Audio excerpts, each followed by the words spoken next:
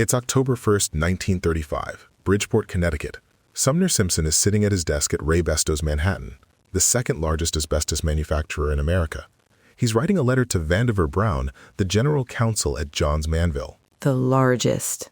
Competitors, writing to each other about a problem they share. Asbestosis.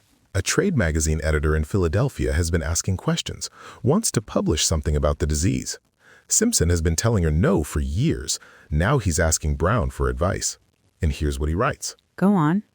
I think the less said about asbestos, the better off we are. 13 words. 13 words that would appear in thousands of lawsuits.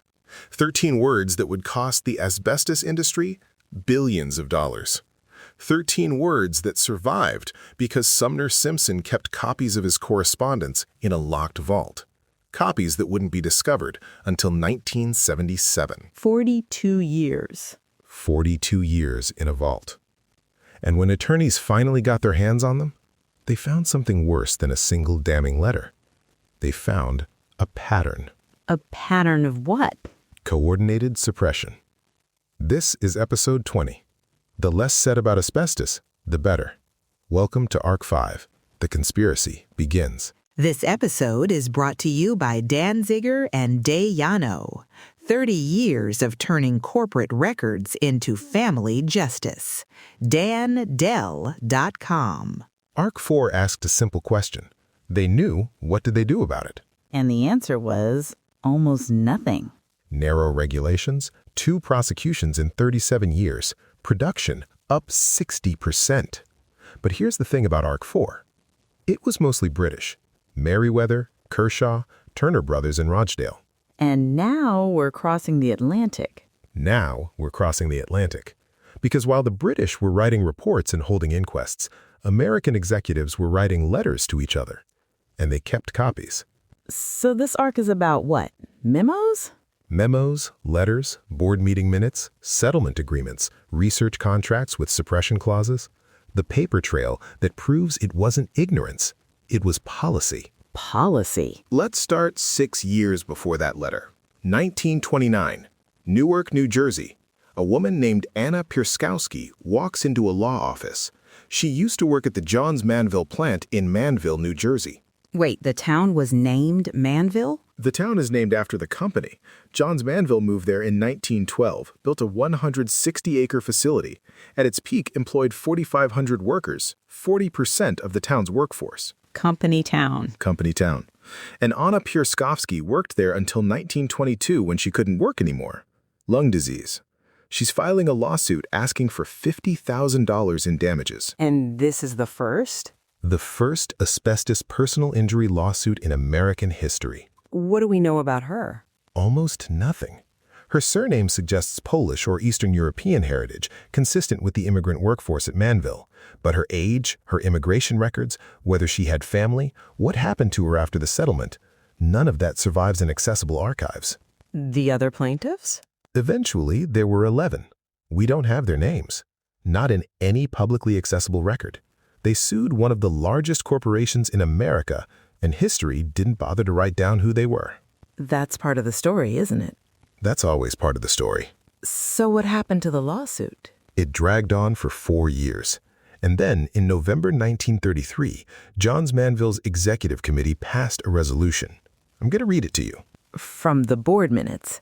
From the board minutes, which survived, quote, authorizing the president of the corporation to enter into negotiations for the settlement of any actions now pending or which may be hereafter brought against the corporation by former employees, founded on alleged injury or disease resulting from their employment. So they weren't just settling this case. They were creating a system, a protocol for future settlements. And the numbers? $30,000, split 11 ways. That's $2,700 per plaintiff. About $68,025, maybe 2 years' factory wages for a lung disease that was going to kill them. If it hadn't already. We don't know how many of those 11 plaintiffs were still alive when the money arrived. What we do know is what they gave up. The right to sue again? More than that. Here's what Samuel Greenstone, the attorney for all 11 plaintiffs, agreed to in exchange for that settlement. The attorney, not just the plaintiffs. The attorney, quote, he agreed that he would not directly or indirectly participate in the bringing of new actions against the corporation. Ever? Ever. He couldn't take another asbestos case against Johns-Manville. He couldn't refer cases to other attorneys. He couldn't consult. He couldn't advise for the rest of his career. Do we know what happened to him? After 1933, nothing. No newspaper mentions, no bar records, no obituary that's been found. The man who brought the first American asbestos lawsuit vanishes from the historical record. They didn't just silence the plaintiffs. They silenced the expertise. Greenstone had spent 4 years learning asbestos law. He knew the company's documents. He knew their defenses. He knew what discovery could uncover. And they bought all of that knowledge and locked it away. Speaking of corporate silence, Danziger and Dayano has spent 30 years finding the documentation companies thought they've hidden, the settlement agreements, the internal memos, the gag orders, nearly $2 billion recovered for asbestos victims and their families. Dandel.com. That's DANDELL.com. So it's 1935. The Pirskowski settlement is 2 years old. Greenstone is silenced, and in Philadelphia there's a woman named A.S. Rossiter. A.S.? We don't know what it stands for, but we know she was a woman because Simpson's letter refers to Ms. Rossiter. She was the editor of a trade magazine called Asbestos. The magazine was called Asbestos. Published since 1919 by Stover Publishing Company, quote, in business to publish articles affecting the trade. And she wanted to publish something about asbestosis. On September 25, 1935, she wrote to Sumner Simpson, and here's what she said, I'm quoting from the letter.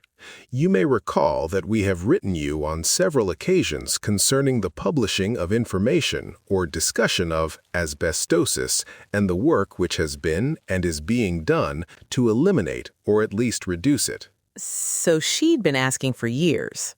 Always you have requested that for certain obvious reasons we publish nothing, and naturally your wishes have been respected. Naturally. Possibly by this time, however, the situation has sufficiently stabilized. She's asking permission again? To publish in a magazine called Asbestos, about asbestos disease, and she needs permission from the industry. And Simpson's response? He doesn't answer her directly. He writes to Vandiver Brown at Johns-Manville to coordinate their response. As I see it personally, we would be just as well off to say nothing about it until our survey is complete. I think the less said about asbestos, the better off we are. But at the same time, we cannot lose track of the fact that there have been a number of articles on asbestos dust control and asbestosis in the British trade magazines. The magazine Asbestos is in business to publish articles affecting the trade, and they have been very decent about not reprinting the English articles. Very decent. They're praising her for suppressing the news. And Brown's reply? 2 days later, October 3rd, 1935. Quote, I quite agree with you that our interests are best served by having asbestosis receive the minimum of publicity. 2 companies, competitors, same language, same strategy. And Miss Rossiter? In 1939, the publishers sent another letter confirming. We understand that all this information on asbestos is to be kept confidential, and nothing should be published about asbestosis in Asbestos magazine at present. 4 more years of nothing. At least. We have a letter from Rossiter in 1944, still at the magazine, still cooperating. So that's the press handled. What about the science? The thing about suppression is, you can control a trade magazine. You can silence a plaintiff's attorney, but scientific research is harder. Harder to stop. Harder to stop, easier to redirect. Meaning? Dr. Anthony Lanza, born 1884, Assistant Medical Director, Industrial Hygiene Division, Metropolitan Life Insurance Company. Before joining MetLife, he worked for the U.S. Public Health Service investigating why tuberculosis was killing minors at 10 times the national average. He examined over 1,000 minors, found hundreds with lung disease, established the connection between silicosis and tuberculosis susceptibility. Legitimate scientist. Impeccable credentials. Special advisor to the Government of Australia, executive director of the National Health Council, staff member of the Rockefeller Foundation's International Health Board. One of the discoverers of silicosis. And Johns-Manville needed a study done. Starting around 1930, Lanza and his colleagues studied workers at 5 asbestos plants and mines in the U.S. and Canada. X-rays, lung function tests, 4 years of work. What did they find? 43% of workers with 5 years of exposure showed X-ray signs of fibrosis, 50% with 5 to 10 years, 58% with 10 to 15 years. And over 15 years? 87%. That's definitive. That's definitive. And it posed a problem. For the companies. In late 1933, Lanza recommended Johns-Manville perform dust counts at its plants. In 1933, a plant physician at a Johns-Manville facility in Illinois asked Lanza about hanging warning posters to spread worker awareness of the health risks. And Lanza objected because of the potential legal situation. the scientist. And then came the editing. On December 15, 1934, George S. Hobart, outside counsel for Johns-Manville, sent a letter to Vandiver Brown regarding edits of galley proofs of Lanza's study. They were editing the galley proofs. Before publication, court documents confirmed that Brown and attorney George S. Hobart, together with Raybestos-Manhattan, suggested to Lanza that Lanza publish his study on textile workers with material alterations that would minimize the disease process and its seriousness. What got cut? One sentence. It is possible for uncomplicated asbestosis to result fatally. That asbestosis could kill you. They removed the sentence saying asbestosis could kill you. Lanza agreed to this? The study published in 1935 in Public Health Reports, Volume 50, without that sentence. So settle quietly, control the press, edit the science. What else? Here's what Charles Romer remembered. He used to work for Anarco, another asbestos company. In 1984, he gave a deposition describing a meeting in the early 1940s with Johns-Manville executives. He looked at Vandiver Brown, the same from the Simpson letters, and asked him directly, "Mr. Brown, do you mean to tell me you would let them work until they drop dead?" And Brown said? "Yes, we save a lot of money that way." He said that. He said that in a room with witnesses 40 years before the deposition, and Romer remembered. That's not ignorance. That's architecture. $30,000 split 11 ways, $2,727 per plaintiff for a disease that would kill them. And an attorney silenced forever. Senior mesothelioma advocate Larry Gates lost his father to mesothelioma in 1999. Dan Gates worked the Shell refinery in Pasadena, Texas, came home every day covered in dust his family breathed. Larry's 72 now, still helping families navigate what his family went through. While fighting his own battle with cancer. Son of a victim, advocate for hundreds of families, cancer patient himself. That's who answers when you call Danziger and Dayano. Dandel.com. That's DANDELL.com. Nearly $2 billion recovered, over 30 years of experience. Back to the 1900s now. I should tell you how these documents survived, because they almost didn't. The vault. The vault. Sumner Simpson kept personal copies of his correspondence locked in a vault at Raybestos-Manhattan headquarters. Access was limited to himself, his son William, 2 secretaries, and security guards. Simpson died in 1953. The papers stayed in the vault. In 1969, they were moved to a closet in his son's office. In 1974, moved again to the Director of Environmental Affairs. And in 1977? 42 years later, produced in response to a discovery request in a New Jersey lawsuit. How many documents? Approximately 6,020 years of correspondence, executive letters, research contracts, settlement agreements, meeting minutes, trade publication communications. 6,000 documents. And the judge who reviewed them wrote that they showed a conscious effort by the industry in the 1930s to downplay or arguably suppress the dissemination of information to employees and the public for fear of promotion of lawsuits. That's the ruling. That's the ruling. The documents became the foundation for most subsequent asbestos lawsuits. By 1978, the Washington Post reported legal claims totaled over $2 billion. And production during all those years? 1930 to 1950, production increases 440%. While the strategy holds. While the strategy holds. And it's going to get worse. What's coming next? Episode 21, The Asbestos Textile Institute. An industry association forms. Coordinated suppression becomes institutional. So we're moving from individual letters to an organization, a structure. And after that, Episode 22, The Saranac Cover-Up. Multiple asbestos corporations fund research through a tuberculosis laboratory. Researchers find a link between asbestos and cancer. 1947 meeting decision, there would be no publication of research without consent.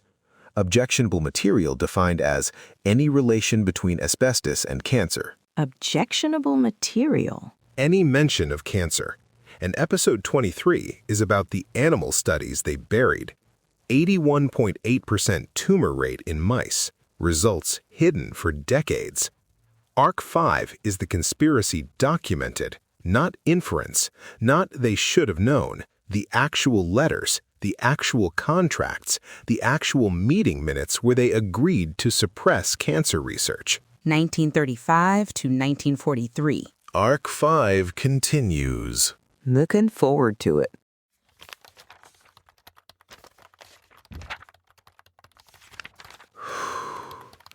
$6,000 documents. In a vault for 42 years.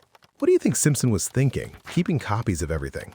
Insurance, ego, the same instinct that makes executives save every email. The instinct that keeps plaintiffs' attorneys employed. Exactly. We save a lot of money that way. I can't get past that one. We save a lot of money that way. Who says that out loud? A man who's never been recorded. Except he was, 40 years later. And Simpson, you suppress the science, silence the lawyer, gag the press, and then you keep 6,000 documents in a vault with your name on it? These people were terrible at crime. I want naturally your wishes have been respected on a throw pillow.